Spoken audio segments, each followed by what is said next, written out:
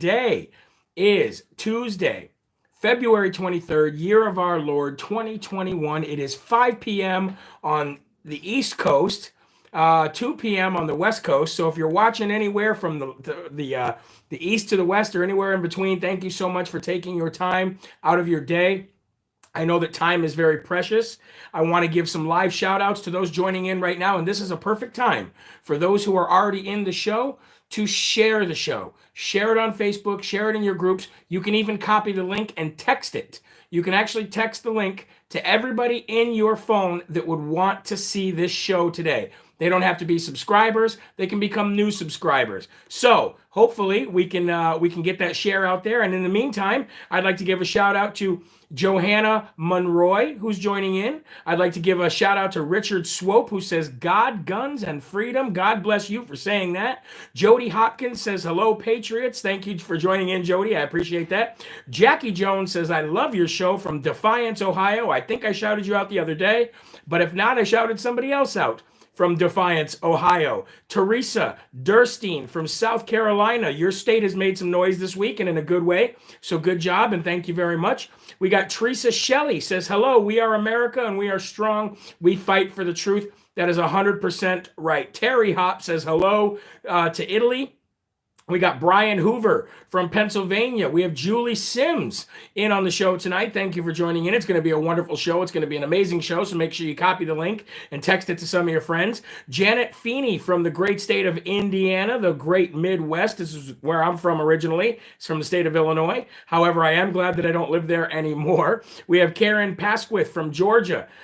We have Timothy Willis from Michigan. How you doing? I know Michigan, a little bit of Michigan. Well, I used to go there a lot as a kid. We got Annette Canada from Texas. How you doing, Annette? Thank you for joining in. I appreciate it. We'll do a couple more here while you guys are sharing the video. Let's say Jen Rogers from Pittsburgh. The Steelers in the house. Christina Riley says hello. And let's say Allison Sarver from Florida. Thank you so much. Colleen Schultz says, finally, I caught you live.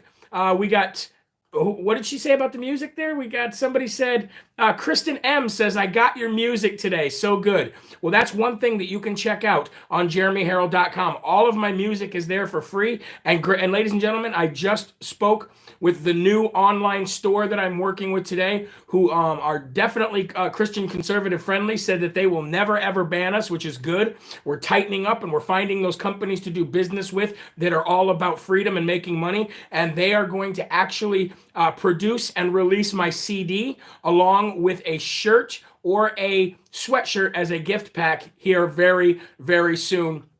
And all of you guys will be able to get discounts on that because I have instructed them to give you discounts by putting in certain promo codes.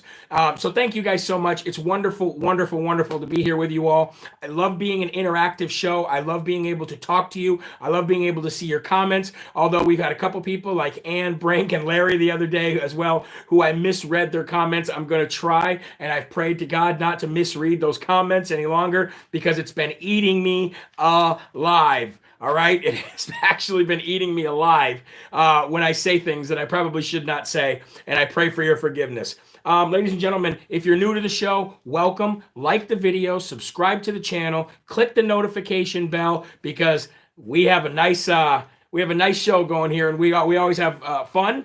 It's always truthful, it's honest, and it brings you the news from a Christian conservative point of view. But we welcome everybody. We even welcome you if you are a far left progressive globalist. Although this show is pretty much in slight different than your views, I would say. Debbie Raphael says, how about a shout out for this girl? Well, there you go, Debbie. Well, we start out every show, ladies and gentlemen, giving our honor to God. That's what we do here. We give our honor, our love, our attention, and our worship to God. We do it in multiple different ways. We do it by either saying the Lord's Prayer, we read from the good book, we read from some devotionals, and then we add a little bit of commentary in before we start the news, because without God, none of this is possible.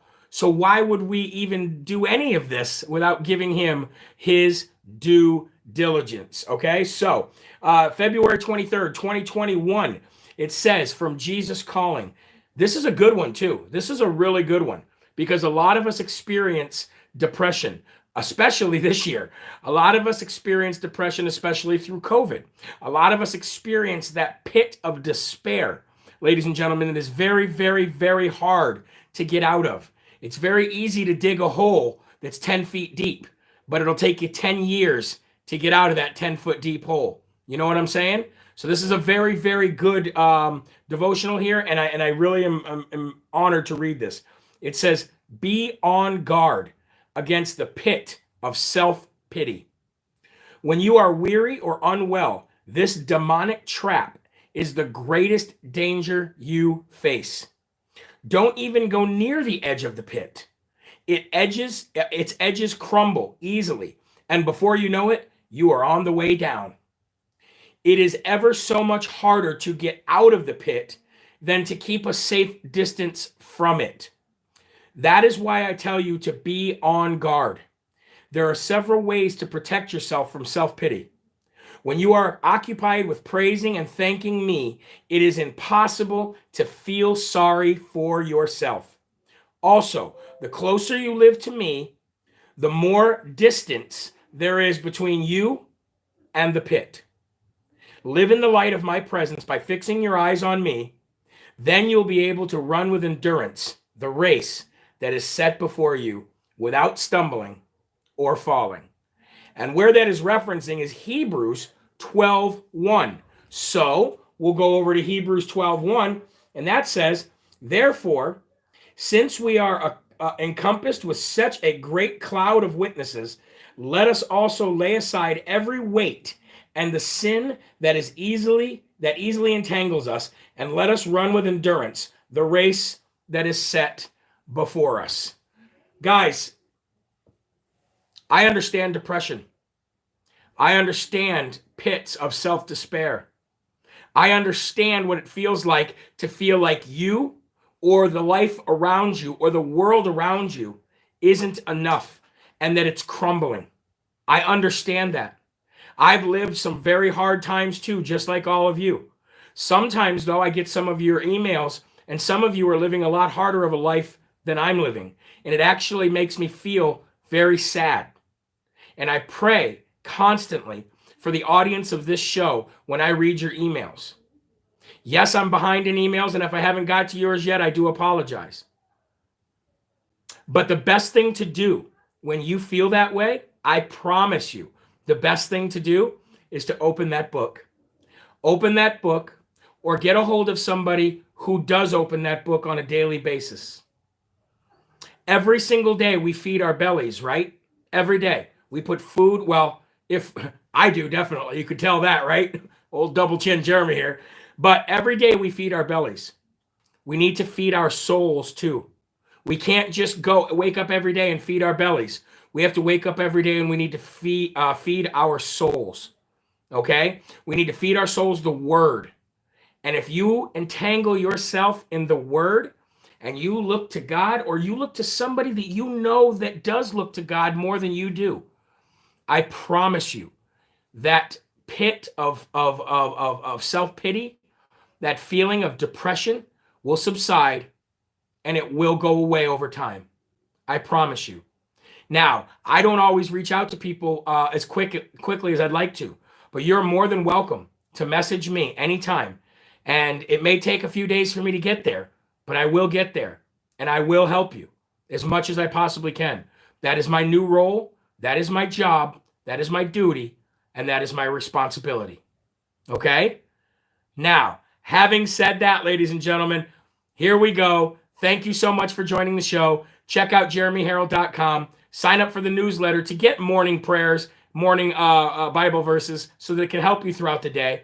And please, if you can muster it up, if you have enough, consider becoming a monthly donor right on jeremyherrell.com, as it helps this show grow. And it helps us grow to more platforms as we're trying to get on Fire Stick, Roku, Pluto, and Apple TV and Roku. Okay? All right, ladies and gentlemen, we're going to start off with a little bit of a laughter here. Okay? We're going to start off with some hypocrisy here, coming from who? None other than the left.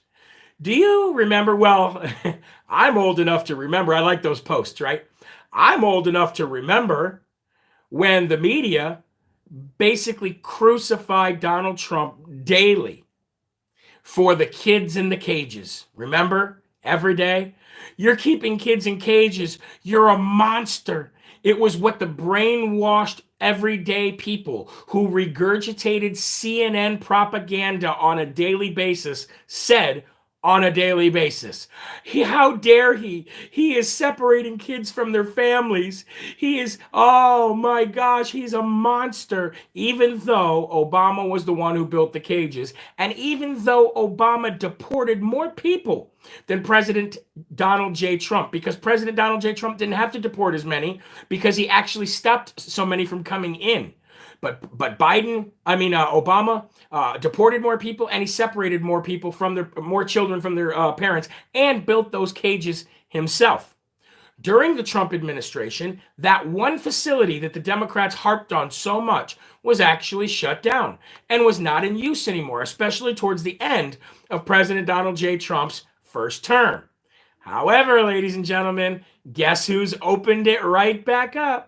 That's right, resident hairy legs corn pop Biden himself.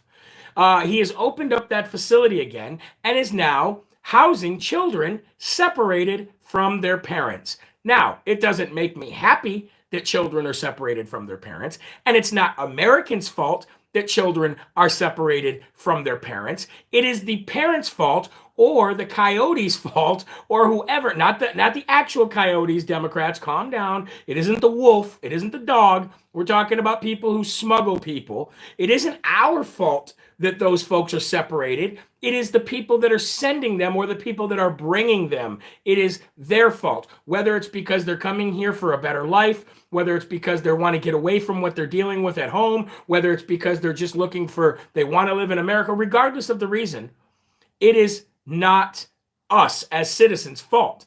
However, Corn Pop has opened up those facilities again, ladies and gentlemen, and is separating children again. So I'm going to play an audio clip for you from today in the press secretary briefing, where Peter Doocy, and God bless Peter Doocy for being that one guy who consistently asks the hard questions. However, even among the fake news media, courage is contagious, because directly after Peter Doocy cornered press secretary, I will say wannabe press secretary Jen Psaki, the P is silent, just like in president with resident Biden, he cornered her and asked her, how is it any different when you guys went after Trump every single day? And you know what she did? She tried to spin the answer, or spin the question, you can say, into a COVID-19 social distancing.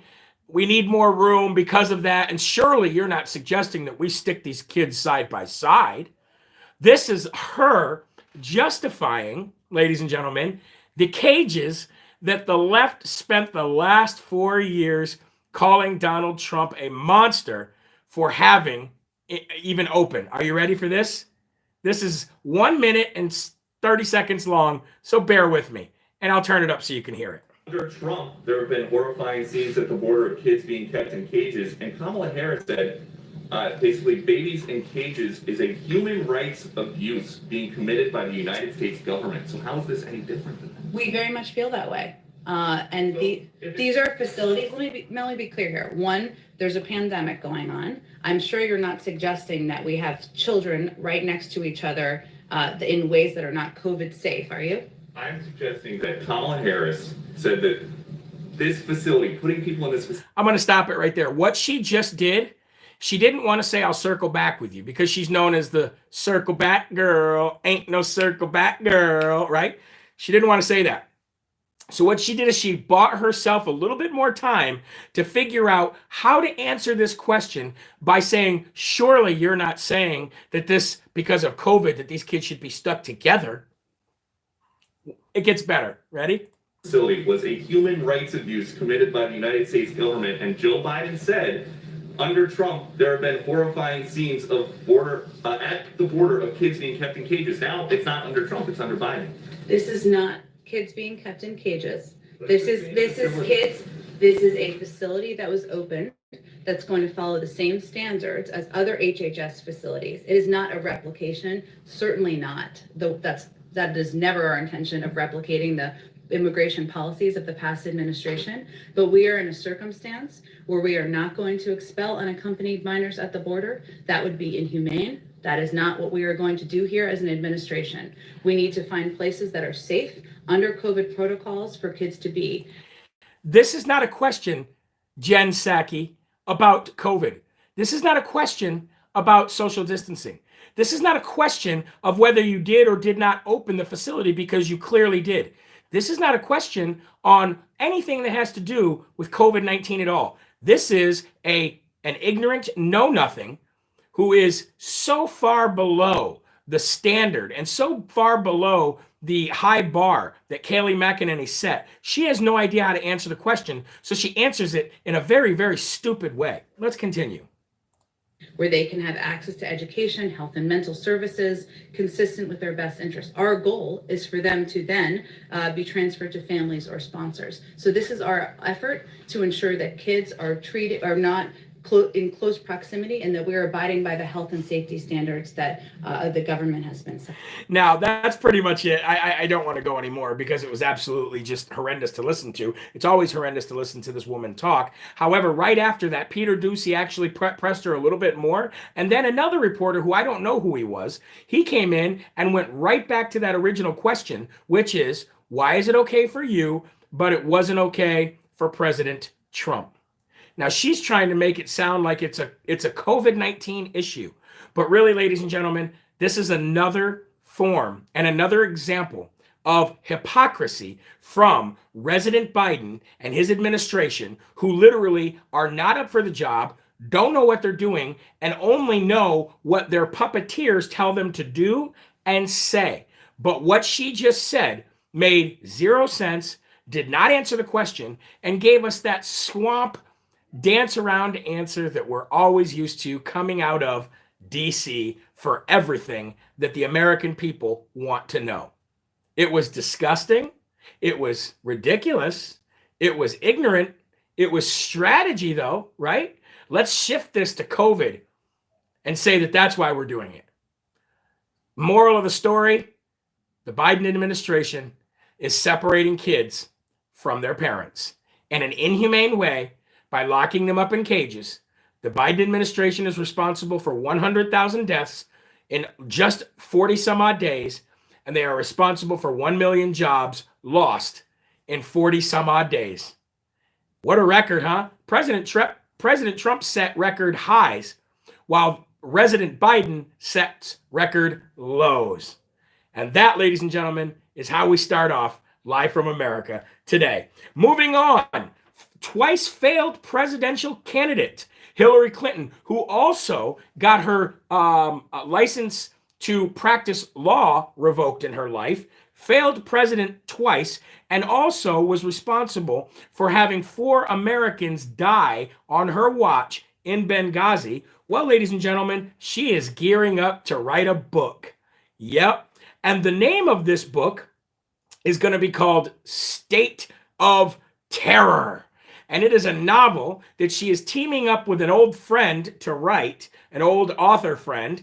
And the book is going to be centered around a novice Secretary of State. Is this a biography? Is this an autobiography? Because that is exactly what she was.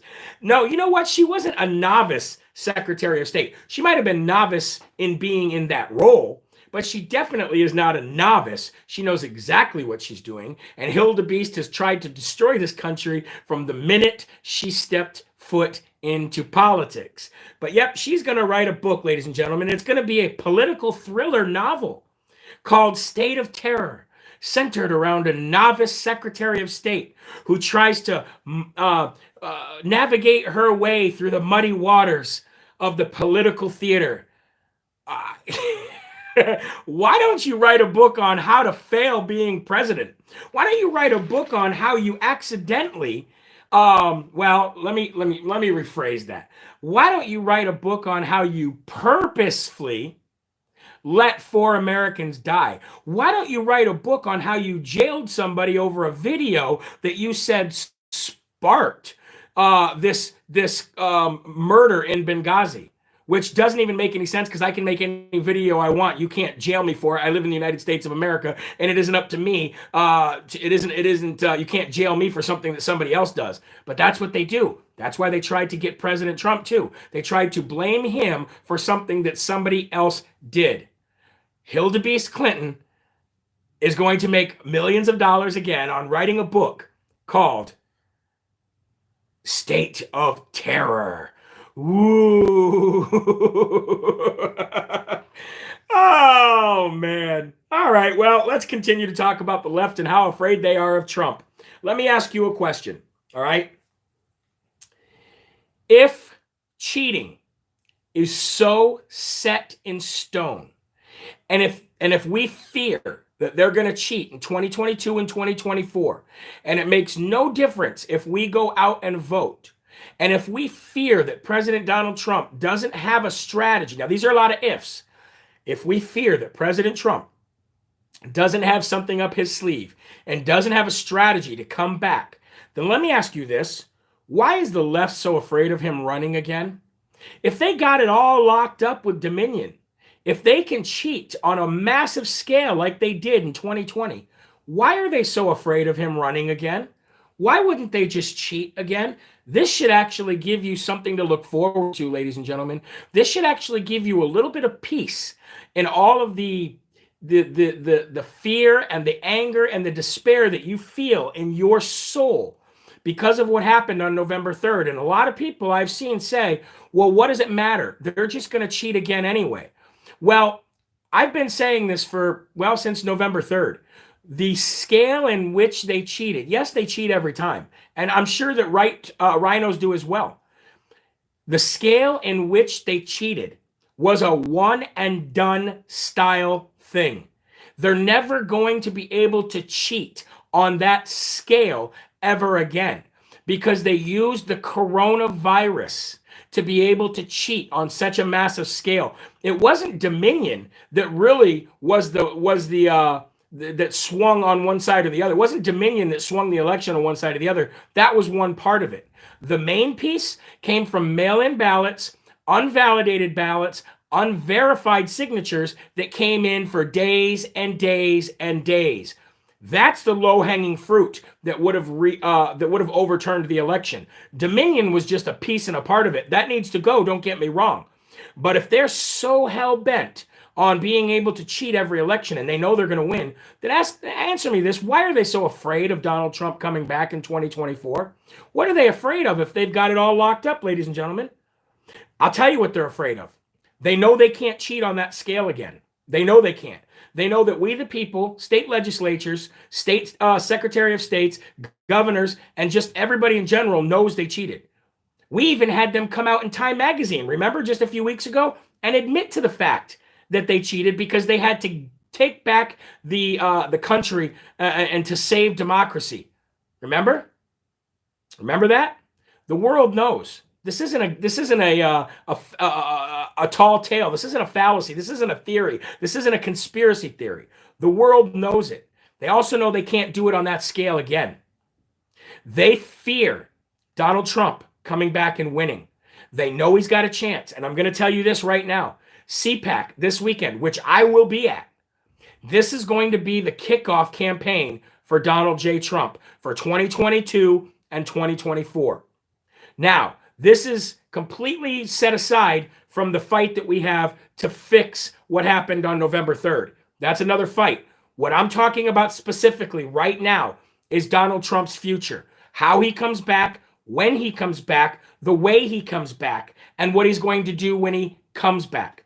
I believe in my full heart that this weekend is going to be the kickoff of Donald J. Trump's return back to politics. Now, I just listened to David Bosey Bosie, I don't really know how his last name is pronounced, but David Bosie will say he was one of Trump's advisors, very close to Trump. He was just with President Trump 3 days ago.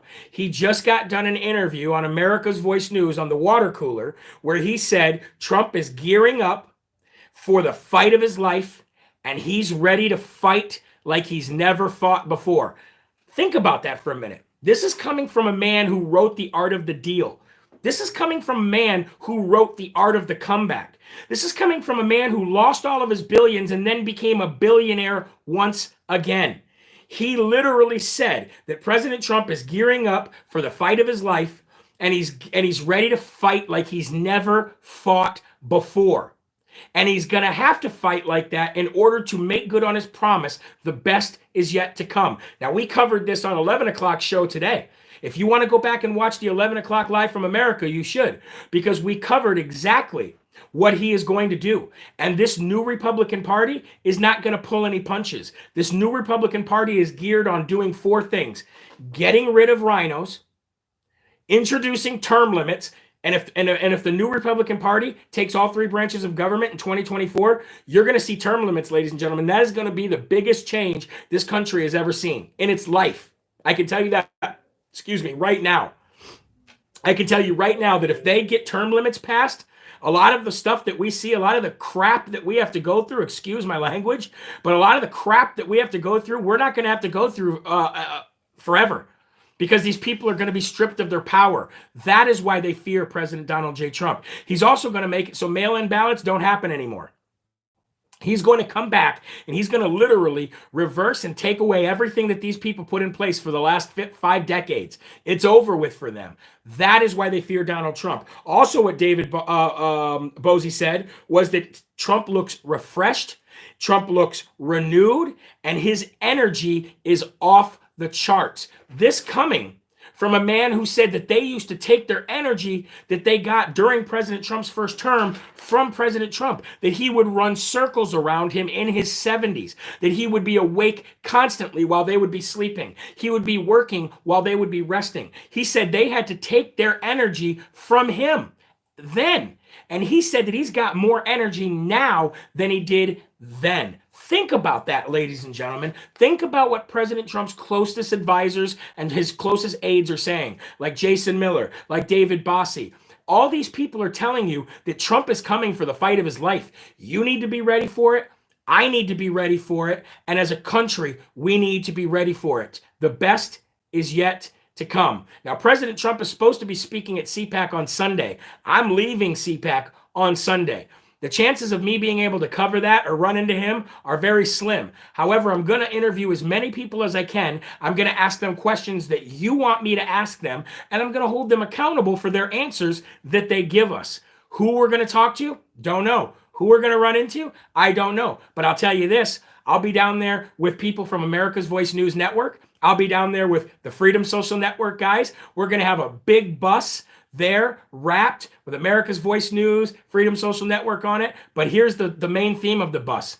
It's the bus that we're going to be going on tour this year on. It's the Save America Freedom Tour. And you want to know what picture it has on it? Mount Rushmore. We need to get back to basics, ladies and gentlemen. We need to give the power back to the people. And I'm all in. This is what you have supported me to do. This is where you've brought me. And this is the beginning of my, whatever you want to call this, a journalistic career, a show host. I really don't know what my title is.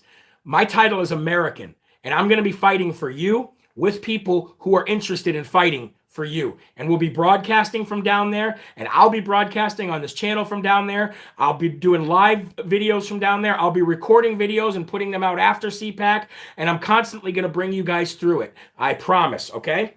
Moving on, Dr. Fraud Fauci. I know we jumped from one thing to another, but we got a lot of things to go through, and I'm almost out of time here. Dr. Fraud Fauci says that we could be wearing masks all the way through 2022 and says that even if you are vaccinated, you still have to wear a mask and socially distance. There's more in that topic that I need to talk about, but let me stop it right there. Look, I'm not here to tell you to get the vaccine or not to get the vaccine. You know where I stand on it. You know where I stand on the vaccine, period. Okay? You can do what you want to do, and I would never tell you to or not to get the vaccine. However, if you were to get the vaccine, what is the purpose of getting the vaccine if you still have to socially distance and if you still have to wear a mask? What's the purpose? What's the point? Other than changing your DNA, what reason is there for you to get the vaccine? Well, Dr. Fauci says that the reason for you to get the vaccine is so that you don't have to quarantine when you travel anymore. But wait a minute. If you don't have to quarantine when you travel anymore, that is suggesting that you can't get or pass on the virus, which would also suggest that you would not have to wear a mask and you would not have to socially distance. The whole thing is contradictory. Every time that this fraud opens his mouth, who, by the way, is one of the highest paid government officials on the planet, every time that this guy opens his mouth, he says something different. Remember, the world shouldn't be wearing masks. Then, yes, you should be wearing a mask. Then, I'm afraid of the Trump administration because they're a super spreader. Then, maybe you should be wearing 2 masks. Then, why don't you strap an entire bulldozer on your face so that you could protect yourself from any kind of harm whatsoever? The guy's a nutbag, obviously. And I don't have to be the smartest guy in the world to tell you that. I'm far from the smartest guy. I'm far from the smartest guy in this room, and I'm the only one in this room. Okay? But common sense were to tell me that somebody who contradicts their professional science opinion so much is a fraud. And then goes to say that you should get the vaccine, that you should not be afraid to get the vaccine. But if you get the vaccine, it makes no difference in the world because you should still socially distance and you should still wear a mask. The only thing you don't have to do is quarantine, which suggests completely opposite of everything else he says. What a dum-dum, huh? What a dumb. Make sure you share this video and copy the link and send it to your friends, especially your friends who wear the masks by themselves in the car while they drive around. Again, if you're one of those people, I don't mean to make fun. It just makes no sense to me. It really doesn't. And again, who am I? Who am I but a guy who's talking in front of a camera, right? It's just really weird to me. Speaking of COVID-19, ladies and gentlemen, the Democratic nearly $2 trillion relief bill is really, ladies and gentlemen, just a state bailout and makes them and their lobbyists richer. Want to know why? Because only 9% of that nearly $2 trillion, only this many. It's not Common Core math and it's not white supremacy math. 9%, ladies and gentlemen, of that nearly $2 trillion relief bill goes towards defeating the China virus. Doesn't make any sense, does it? No, it's going to go to bailout states like Andrew Cuomo and his failed governor, the failed job he's done as governor in New York. It's going to go to line the pockets of people who don't have anything to do with COVID-19. They're rebuilding roads in San Francisco and putting up electric cars, spots for electric cars to recharge. What does that have anything to do with COVID-19? Only 9% of the bill, ladies and gentlemen, goes towards fighting COVID-19. Pretty odd, huh?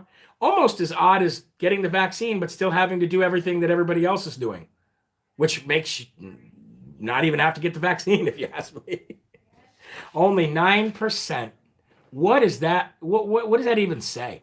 What does that say about our government? What does that say about the people who are passing these bills? Again, you don't have to be an economist and you don't have to be a politician to know that something smells awfully fishy in the kitchen, doesn't it? Moving on to more failed people in the Democratic Party, failed governor and potential, in my opinion, murderer Andrew Cuomo admits, ladies and gentlemen, let me say this again. He admits on camera that he would not have and would not now put his mother in a facility, neither last year or now. He admitted that. Yet, he put your grandmothers or your mothers, he put your grandfathers or your fathers in these facilities, knowing they were vulnerable, knowing that everybody else was infected in there. Blamed it on the staff, blamed it on everybody else but himself, but then turns around. I don't know if it's to save face. I don't know if this was a truth moment here. I don't know if he was just saying it to make you feel sorry for him. Who knows why Brother Fredo's older brother, who used to give him Texas wedgies, would say what he said. But he says that he would not last year or now put his own mother, in one of those facilities, because he then goes on to say that vulnerable people should remain living at home. Isn't that odd? Isn't that weird, ladies and gentlemen, that he would say that while sticking other people in those facilities? Let's talk about more losers, shall we? Updates on Antifa/BLM organizer John Sullivan. You know, the guy who was arrested for storming the Capitol building alongside a CNN photojournalist who was not arrested for some odd reason, even though there's videotape of her and him doing it together. Anyway, John Sullivan, who was arrested for storming the Capitol building alongside CNN photojournalist, is now writing a book. He is now writing a book, although I'm sure he doesn't know how to read or write, just given listening to him speak a couple times on camera.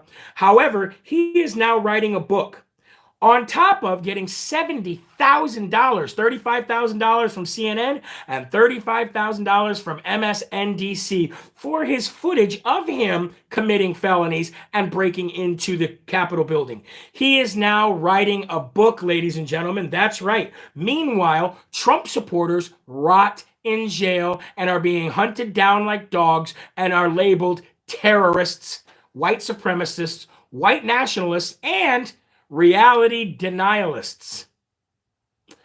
All that going on while this scumbag gets 70 grand from scumbag news stations and writes a scumbag book that only scumbags will read. Am I wrong? Am I wrong? If I am, please let me know in the comments. One more very interesting thing today, ladies and gentlemen, and the people that believe and want Donald Trump to come back sooner than 2022 or 2024. You ready for this? The U.S. Marshals tweeted this today, and this is very interesting. And I want to thank the young lady who sent me this on Telegram, because I did not see this. You ready? The U.S. Marshals headquarters tweeted today at 10:01 a.m. On February 23rd, 1861, President-elect Abraham Lincoln quietly slipped into Washington, D.C. to prepare for his inauguration on March 4th. Accompanying him was U.S. Marshal Ward Hill Lamont, a D.C. friend and former law partner. Let me read that one more time. Now, I'm just saying this because I know that there's another narrative out there that suggests that President Trump might be doing something a little bit bigger than coming back in 2022 to help the House and then in 2024 as president. And like I said, I follow both sides. I follow it all. But it was just very interesting. Just like the young lady who sent me this, she said this was a very interesting tweet, and I thought the same thing. Let me read it again. On February 23rd, 1861, President-elect Abraham Lincoln quietly slipped into Washington, D.C. to prepare for his inauguration on which date? March 4th. Accompanying him was U.S. Marshal Ward Hill Lamont, a D.C. friend and former law partner. Tweeted by the U.S. Marshals today. Now, coincidence? Probably. But as Steve Bannon says, there are no coincidences in politics. There are no coincidences in politics. Very interesting, wouldn't you say?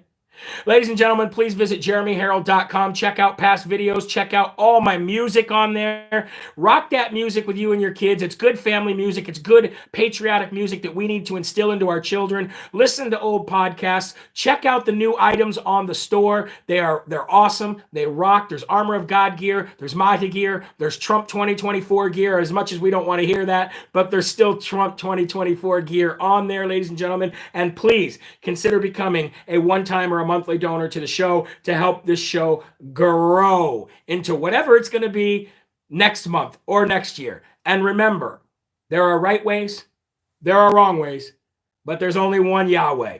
So stand up tall as an American. Keep your shoulders back, your chest out, and your head up high, because you are a child of God, and no weapon formed against you will ever prosper. Please share the video, copy the link, and send it to your friends. And I'll see you tomorrow at 11 a.m. for more Live from America with your host, Jeremy Herrell. the Hip Hop Patriot. Have a good night, folks. God bless you.